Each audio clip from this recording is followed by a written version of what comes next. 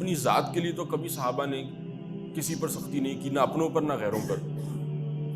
اور مشہور بات کیا ہے آپ بھی جانتے ہیں کہ حضرت علی رضی اللہ عنہ نے جب میدان جنگ میں ایک دفعہ ڈھیر کر دیا کافر کو اور گردن کے اوپر تلوار چلنے لگی تو اس نے حضرت علی رضی اللہ عنہ کے چہرے پر تھوک دیا، تو حضرت علی نے اپنی تلوار روک لی۔ اس نے پوچھا بھی آپ نے تلوار کیوں روک لی؟ اس نے تو تھوکا کہ اور تو اب کچھ کر نہیں سکتا، آخری سانس میں بس ایک یہ توہین کر سکتا ہوں، یہ کر دیتا ہوں۔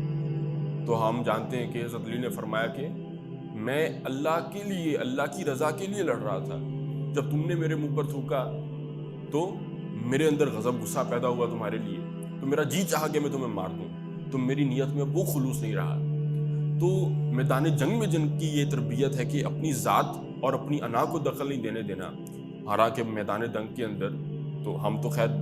تھوڑے سے جھگڑے گھریلو بھی ہو جاتے ہیں لوگوں کے، تو آپس سے باہر ہو جاتے ہیں، اپنے اوپر قابو نہیں رہتا، ہماری تربیت نہیں ہے اس طرح کی کہ اپنے نفس پر قابو رکھنا ہے۔ تو یہ صحابہ کی شان تھی۔